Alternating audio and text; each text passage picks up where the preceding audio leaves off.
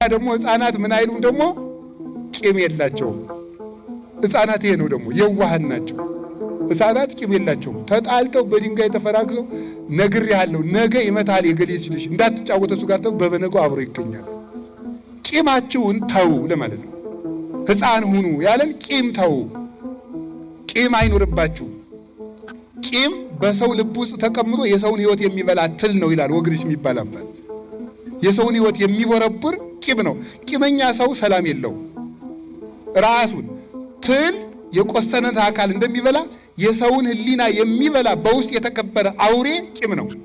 እንቅልፍ የሚያሳጣ ሰውን ባየነው ቁጥር አይምሯችን እንዲደማ የሚያደርግ ምንድነው? ቂም ነው። ሰላማዊ ሰው ማን ነው ካላችሁኝ፣ ሰውን ያልበደለ ሰው ነው። በሰው ቂም የማይቋጥ እንዴት ብዬ ቂም ይጥፋልኝ ልንል እንችላለን። እንዴት ብዬ ቂም ይጥፋልኝ፣ የበደለኝ የበደለች ብዙ ነው ልንል እንችላለን። እግዚአብሔር ለአንተ ስንት ነገር ትቶልሃል ነው መልሱ።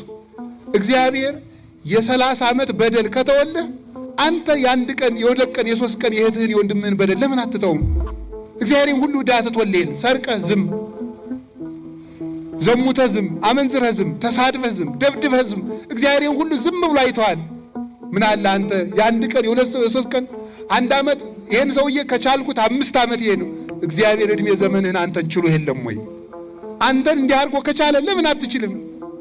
ህድጉ ወይ ሀድግ ለክሙ ስራዩ ወይ ሰሪ ለክሙ ይላል ዮሐንስ አፈወርቅ በቅዳሴ። እናንተም ተው እሱም ይተውላችኋል። እናንተ ይቅር በሉ እሱም ይቅር ይላችኋል። ይቅር እንዲለን ይቅር ማለት አለብን፣ እንዲተውልን መተው አለብን። ይሄንን ነው አይምሯችን ይቅር እንዲል እንደ ሕፃናት ሁኑ ያለ። ከደበደቧችሁ ሰዎች ጋር፣ ከጠሏችሁ ሰዎች ጋር፣ ከቀሟችሁ ሰዎች ጋር አብራችሁ ኑሩ። ሰላማዊ ሰው እግዚአብሔርን የሚመስል ሰው እንኳን ከሰው ጋር ከአውሬ ጋር መኖር ያውቃል። ክፉ ሰው ደግሞ ከራሱ ጋር ኮን መኖር አይችልም። ከራሱ ጋር እንዲያውም ዮሐንስ አፈወርቅ ሲናገር 3 አይነት ጦርነቶች አሉ ይላል። ሀገር ከሀገር ጋር፣ ህዝብ ከህዝብ ጋርና ሰው ከራሱ ጋር የሚያደርገው 3 ጦርነት አለ ይላል። 2ቱ ጦርነቶች የሚወለዱት ከመጀመሪያው ጦርነት ነው። አይገርማችሁም? የመጀመሪያው ጦርነት ምንድን ነው? ሰው ከራሱ ጋር የሚያደርገው ጦርነት ነው። ከራሱ ጋር ያልታረቀ ሰው ከሰው ጋር መኖር አይችልም። ከሰው ጋር መኖር ያልቻለ ሰው ህዝብና ህዝብን ያባላል። ህዝብ ጋር መኖር ያልቻለ ሰው ሀገርን ከሀገር ጋር ያጣላል። ከራሱ ጋር የታረቀ ሰው ግን ከሰው ሁሉ ጋር መኖር ይችላል።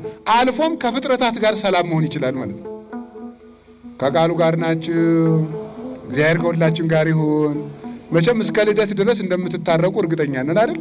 የቤት ሥራ እየሰጠዋችሁ ነው። ያልታረቃችሁ ሰዎች እስከ 29 ድረስ እንድትታረቁ። ይህንን ነው እንደ ሕፃናት ካልሆናችሁ መንግሥተ ሰማያት አትገቡም ብሎ ጌታ የተናገረ። ከቃሉ ጋር ናችሁ። ሌላ ደግሞ የሕፃን ጠባይ፣ ሕፃን አንዱ አካሉ ምንድን ነው? አካሉ ቀላል ነው ይላል። ደግሞ ይገርማል። ደግሞ አካሉ ምንድን ነው? አቤት እያጽቆ ይላል። ተመልከቱ። በውስተ ሁሉ ፍናው ይላል። ተመልከቱ። በቀጭን መንገድ ለመሄድ አካሉ አያስቸግረውም። ሕፃን ልጅ ሹሉክሉክሉክ ትላለች በጠባቧ ሁሉ ማለት ነው። አጭር ነው፣ ቀጭን ነው። ስለዚህ በፈለገው ማለፍ ይፈልጋል። ይበጽሕ ሀበ ዘፈቀደ፣ ወደ ፈቀደው ምን ይላል አለ ይደርሳል። ለምን? አካሉ ቀላል ነው ይላል። በዚህ ዓለም ላይ ተመልከቱ። አንተም በጠባብ መንገድ ግባ፣ ራስህን አክብረህ አትየው፣ ቀላል አድርገው። ጠባብ መንገድን ምረጥ፣ ግዙፍ ነገርን አትውደድ። ስለዚህ ሕፃናት ቀላሎች ናቸው። ስለዚህ እነሱ ጠባብ መንገድን ማለፍ ይችላሉ። አንተም በጠባብ መንገድ እንድታልፍ ብለህ ሰማይ መንገድህ ቀለል ብለህ ኑር። ከቃሉ ጋር ናችሁ። ከቃሉ ጋር ናችሁ። ሲበሉም ቀለል አድርጎ መብላት ማለት ነው። እንደዚያ ነው ማለት ነው። ዮሐንስ አፈወርቅ ብሏል፣ ሆድ እንደ መርከብ ነው ብሏል። አሁን እኔ በጀልባ እየተመላለስኩ ስለሆነ ጀልባይቱን አሁን ትንሽቱን ጀልባ ዝም ብለን ብንጭላት ምን ትላለች? አቤት መስጠም። ያለ አቅሙ የሚበላ ሰውም አይምሮው ይሰጥማል። እዚህ በኋላ በጎ ማሰብ አይችልም። ዝም ብሎ መተኛት ነው። እየጸለየም መተኛት፣ እያነበበም መተኛት።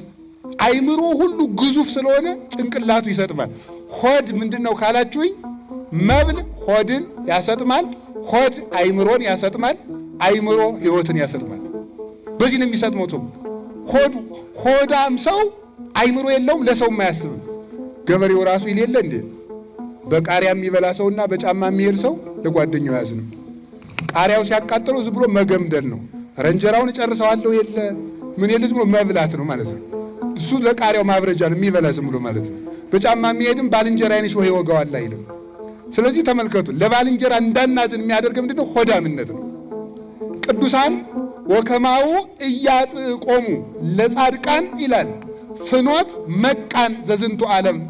ልክ እንደዚህ ሁሉ ለቅዱሳን አባቶቻችን ሁሉ ጠባቡ የዚህ ዓለም መከራ አላስጨነቃቸውም አለ። ከፈጣሪያቸው ደረሱ እንጂ አልተቸገሩም። ለምን?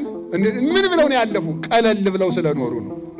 ቅዱስ ያሬድ ይጠይቃል፣ እፎ አምሰጥዎ ለመጽብብ ከመይባእዎ ለመርብ ይላል። ቅዱሳን ጠባቡን ሀገር እንዴት ብለው አለፉት ብሎ ይጠይቃል ቅዱስ ያሬድ። እንዴት ብለው አለፉት ይልና ደሪዮሙ ወታግሶሙ ታግሰው ነዋ ይላል። ታግሰው ጸንተው አለፉት አለ። ጠባቡን አልፈው እንዴት ከሰፊ ሀገር ተደረሱ?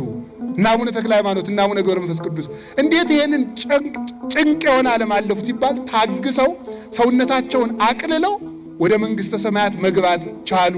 ጠባቡን ዓለም አለፉት። የሕፃናት አንዱ ጠባያቸው ይህ ነው። ከቃሉ ጋር ናችሁ። ሌላ ሕፃናት ምንድን ናቸው? እውነተኞች ናቸው። ሕፃናት አይዋሹም። እውነተኛ ሁኑ ማለት ነው።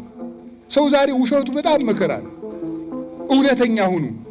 አሁን ሕፃን ልጅ እናት ወቤቱና ሰው ሲመጣ የለችም በል ብትለው ምንድን ነው የሚለው? እናት አለች የለችም በል ብላኛለች እንጂ አለች ነው የሚለው። ይህንን ነው ተመልከቱ። አየህ፣ እውነተኛ ነው። ሕፃን እውነተኛ ነው። እውነተኛ ሁኑ፣ አትዋሹ፣ አትቀልዱ። ውሸታም ነው ሰው ማለት ነው። ሲያገባ መዋሸት፣ ምን ሲል መዋሸት፣ የሌለውን አለኝ ማለት፣ ሳይደርስ ደርሻለሁ ማለት። ውሸትን ደግሞ እንደ ቀላል ታወታላችሁ። የመርዝ ትንሽ እንደሌለው የኃጢአት ትንሽ የለው። የኃጢአት ትንሽ የለው። መርዝ ከሆነ ይገላል፣ ኃጢአት ከሆነም ይገላል። ስለዚህ ውሸትን ሰው ዛሬ አቀሎታል። ኃጢአት የሚመስለው ወይ መግደል ወይ ዝሙት ብቻ ነው የሚመስለው፣ ወይ መስረቅ ነው። መዋሸት ትልቅ ኃጢአት ነው። እግዚአብሔር እውነት ነው። እንዲያውም እግዚአብሔር እውነት ስለሆነ ከእግዚአብሔር ጋር ቀጥታ ትግል የሚገጥም ሰው ውሸታም ሰው ነው። እግዚአብሔር እውነት ነውና አትዋሹ፣ እውነተኛ ሁኑ። የሌላችሁን አለኝ አትብሉ፣ ያላችሁን የለኝም አትበሉ። ከቃሉ ጋር ናችሁ። እግዚአብሔር ከሁላችን ጋር ይሁን። እስመ ሐሰት ርዕሰ አመፃ፣ ሐሰት የክደት ሁሉ ራስ ነው፣ የኃጢአት የበላይ ነው። ይህንን ውሸት ነው ማጋለጥ ያለብን። እኖር ብለን መዋሸት ፍጹም ነውር ነው በእውነቱ ማለት ነው። ነገ ለሚታሰር አንደበት ማለት ነው። ነገ ለሚታሰር አንደበት እኖር ብለን፣ አንዳንዱ ገንዘብ ብሎ አንዳንዱ ፈርቶ ይዋሻል። ነገ ግን እንታሰራለን። በመኮንነ ጽድቅ በኢየሱስ ክርስቶስ ፊት እንቆማለን። ያን ጊዜ እሱ ምስክር አያሻውም። ራሱ ኃጢአታችን አስጥቶ ይመለከተዋል። ሰጣዩ ለኩሉ ክቡት፣ የተሰወረውን ሁሉ እንደ ስጡ አስጥቶ ገልጦ የሚያይ እሱ ክርስቶስ ነው። በክርስቶስ ፊት በቆምን ጊዜ ዛሬ በልብስ የሰወርነውን፣ ዛሬ በቀሚስ የሰወርነውን፣ እንደ መነኩሴ ዛሬ በቆብ የሰወርነውን፣ ዛሬ በካባ የሰወርነውን፣ ዛሬ በሻሽ በቀሚስ በመስቀል የሰወርነውን፣ እናንተ ደግሞ በነጠላ የሰወራችሁትን፣ በዝክር የሸፈነውን፣ በመመጽወት የሸፈነውን ሌብነት ክርስቶስ ነገ አውጥቶ ይገልጠዋል። ያን ጊዜ ማን ይሸፍነዋል? ተራሮችን ተናዱብን እንዳንል በእሱ ፊት ናቸው። የኃጢአት መጋረጃ ሁሉ ተገልጦ የሕይወታችን መዝገብ ወጥቶ ይነበባል። አስመሳይነት መልቀቅ አለበት። የሌላችሁን አለኝ አትበሉ። ከሰው ጋር ለመኖር ብላችሁ ድቁና ሳይኖራ አለኝ አትበል። ውሸት ነው። ሴቱም ድንግልና ሳይኖራችሁ ነኝ ብላችሁ በተክሊል አታውቁ። ውሸታም ሁሉ እምትዋሹትን ማለት ነው። የማያትዋሹትን አላልኩ።